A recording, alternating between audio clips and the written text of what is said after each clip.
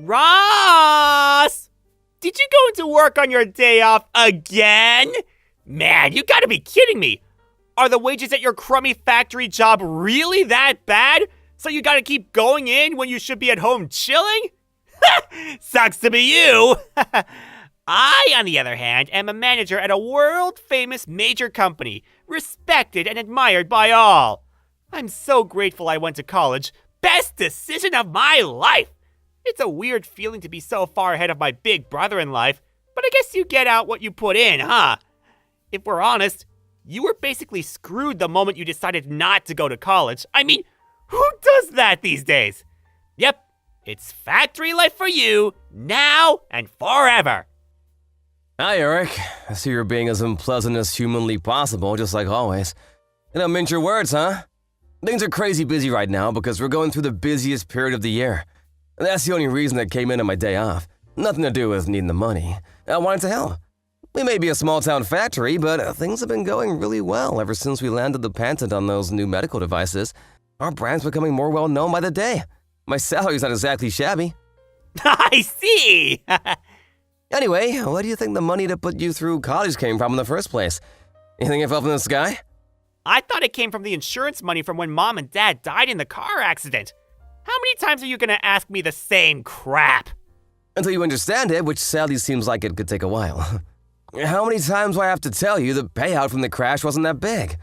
I tried showing you the insurance documents so it'd finally go into that thick skull of yours, but you didn't even seem interested in looking. This is why you're poor, big bro. 'Cause you waste all your time doing useless stuff. Looking at a bunch of old documents isn't gonna make me rich, and it's not gonna magically turn you into a college grad. That's not the point. You're right. This boring crap ain't why I messaged you in the first place. Huh? Did you actually want to talk about something? Alright, so listen to this. You ready to be surprised? Me and Sandra, we're getting married! Oh, wait, what? That's Sandra? You mean the Sandra from our class at school? The one who people used to say was unobtainable? And out of everyone's league? Yep, that's her. So you know her then? Even though you're 10 years younger than me. That's weird. One of my classmates in middle school is related to her. I don't know her myself, though. I see. Well, if you know her, this should go a lot quicker than I expected.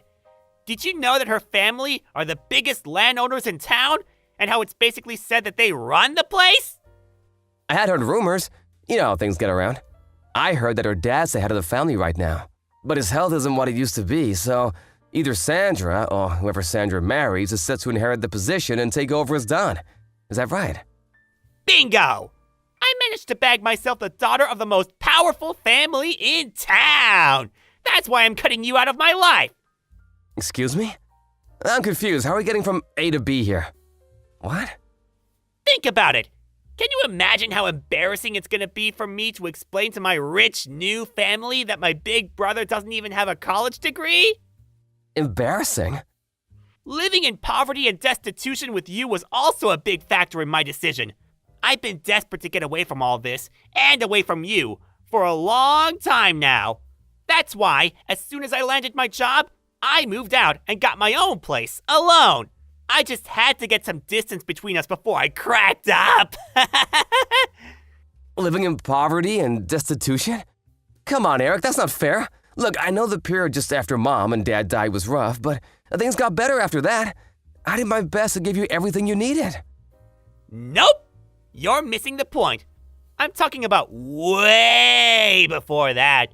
Your life was an epic dud at the point you decided not to go to college. That's where me and you, we parted ways, even if we were still together physically. You know, the people you associate with in life are important. Right, bro? We influence each other, and I can't risk being influenced by a loser like you a second longer. My marriage to Sandra will be the beginning of my glamorous new life of celebrity and luxury. I'll be loved, admired, and adored by all. Signing autographs will be a daily occurrence. I can't wait. You're nothing but an eyesore getting in the way of my bright, promising future. Your very existence is jeopardizing my shot at true happiness. I see. I did kind of get the feeling you were looking down on me for a while now, but I had no idea you hated me this much. Back when Mom and Dad died when you were 5, I did everything I possibly could to make sure you had everything you wanted. I wanted my little brother to be happy. I never asked for a foster dad, especially not one without a college degree. This could have all been avoided if you just accepted Uncle Jim and his wife's offer to take me in. But you had to be stubborn and turn them down so you could play the hero, didn't you? This is all your fault! Huh? Uncle Jim? Are you still in contact with Uncle Jim? Why wouldn't I be? He's the only relative I have left.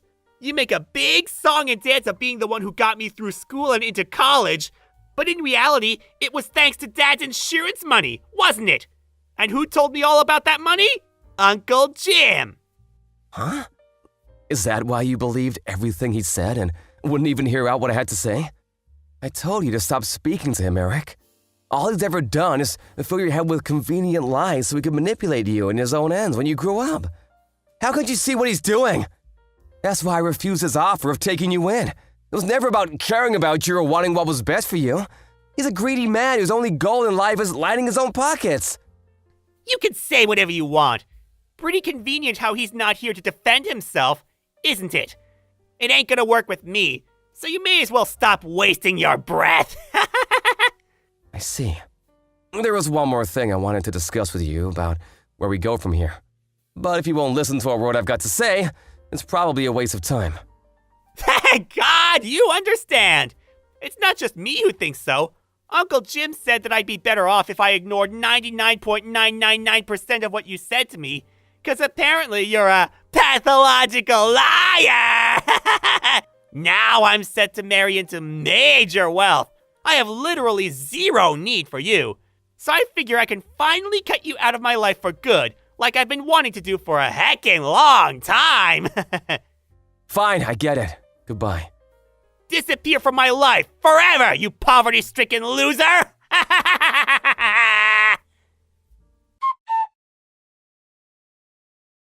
Hey, Ross, you got a minute? Good evening, Ginny. How's it going? Is this about what we talked about before? No, it's about something else this time. Have you heard about your little brother's engagement? Huh? Oh, that. Sadly, yes, he was bragging about it a few days ago. Oh yeah, I totally forgot. You and Sandra are related, aren't you? I remember hearing that. Yep, you heard right. We're second cousins. Look, Ross, there's something I think you should know about this engagement. What is it? I'm just gonna come straight out with it, no matter how weird it might sound. Your little brother Eric's involved in a plot with your Uncle Jim and his wife. Huh?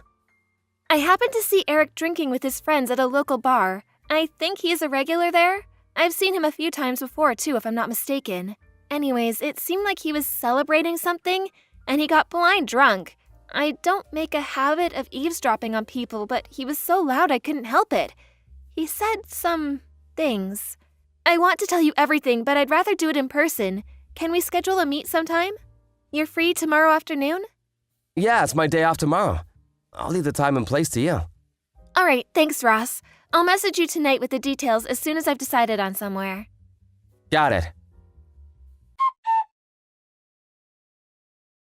Thanks for taking the time to meet today, Ross. Not at all. I should be the one thanking you. I'm so sorry for all the trouble my brother and uncle have caused you. You haven't done anything wrong, Ross. You don't need to apologize to me. But as for the matter at hand, it seems like the Three Stooges are preparing to put their little plan into action soon. Right. I'm gonna stick to my guns and keep my distance from them just like I declared back then. There's nothing to gain from associating with people like that. Good idea. And I couldn't agree more. They're toxic through and through. I think it's for the best. That means we're gonna be speeding up that thing we discussed earlier, okay? Okay, got it. I'll make my preparations for moving ASAP.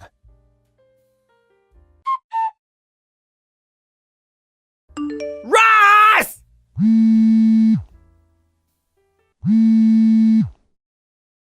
You know something about this, don't you? Answer me! What do you want, Eric? I'm pretty sure I remember you cutting me out of your life. Why are you messaging me? I don't give a crap about that! Don't dodge the question, you chump! My fiancé dumped me because of you! Huh? You mean marriage with Sandra's off the table now? That's what I said, isn't it? Ah! I know you know something about this! Come out with it now! What did you do? Well, you knew it was a tradition in her family for daughters to get their whole inheritance when they marry, right? I wonder if her dumping you had something to do with finding out she had your sights on her money. What? Or could it be something to do with how you, Uncle Jim and his wife were all conspiring behind their backs to use her money to prop up Uncle Jim's failing company? He's been in the red for years now. Everyone knows he's been desperate for someone to bail him out for ages.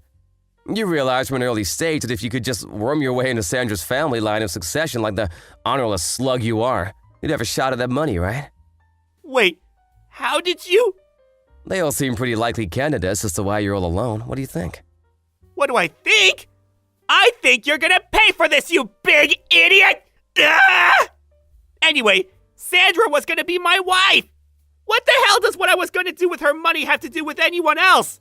Nothing! It would have been my property the moment we tied the knot! And there we have it, your true intentions. Huh? Or your true nature, I should say. I can't help but feel some responsibility for what a reprehensible scumbag you turned into, given I played a pretty major role in bringing you up since you were 5. Where did I go wrong? Get off your high horse! I don't remember you being my dad! You're just some poverty-stricken loser who never gave me any money! You have no idea, huh? You still think your college expenses came from some magical never-ending insurance fund, don't you? Well, I've got news for you, boyo. What? It's the truth, isn't it? That's how I went to college! You'd have known this if you had any interest in your family. But even while Mom and Dad were still alive, our family never had much money. Huh? I'm pretty sure I mentioned this before, but Mom and Dad were employees at Uncle Jim's company. They'd been there close to a decade at the time of the accident. But Uncle Jim, being the stand-up guy he is, used Dad's quiet, conflict-averse personality as an excuse to drop his salary as low as he possibly could. No one could never dare question it. The name on Dad's insurance policy wasn't mine or yours, but Uncle Jim's. What little savings Mom and Dad did have were blown on a huge, unnecessarily extravagant funeral by Uncle Jim. So he could point and say, "Look what I did," while bragging to everyone about what a great send-off had given them. That flashy funeral wasn't just paid for by Mom and Dad's savings either. He also borrowed from some of his friends and refused to pay them back afterwards, leaving them penniless. What the hell? Uncle Jim did all that stuff?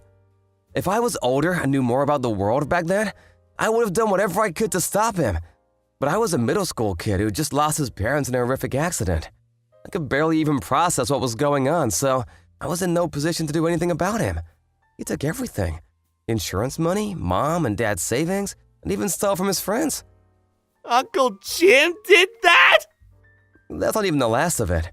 After that, I caught wind of his plan to take custody of me and you so he could exploit us as free labor at his company one day when we were old enough to start working. Knowing what he was like, I was sure that was his aim, and I was willing to stop at nothing to prevent him getting his way. He'd taken everything by this point. There was no way I was going to let him turn us into slaves. But then you grew up, went out into the world, developed ideas and desires of your own, and, well, you did what you did. I was never going to be able to control you forever, and that's where we are now. How could this be? No. This can't be happening. This isn't the first time you've done something like this. The signs have always been there. Uh, I should have known back then when you looked down on me and wouldn't listen to a word I said, even back then. And you know what? There was a part of me that had my suspicions, but I didn't accept my own little brother thought so little of me. I mean, who would? Wish I'd noticed sooner, but I deluded myself with a comforting lie. Ross. But you're an adult now. It's time for you to decide on your own what kind of life you want to live. For you to make your own mistakes and to suffer the consequences of them too. What? On my own?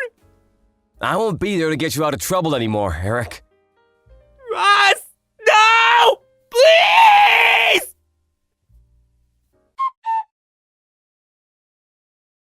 Ross! I got fired! Or rather, they're letting me jump on my own before they push me! I just found out that my company and Sandra's dad's company are just about to enter business negotiations to become long-term trading partners! My boss said it would be bad for the company to have someone like me around at such an important time! He basically said if I didn't resign, they'd fire me! I had no choice! I thought you'd come and help me, so I gave all the higher-ups a good verbal dressing down.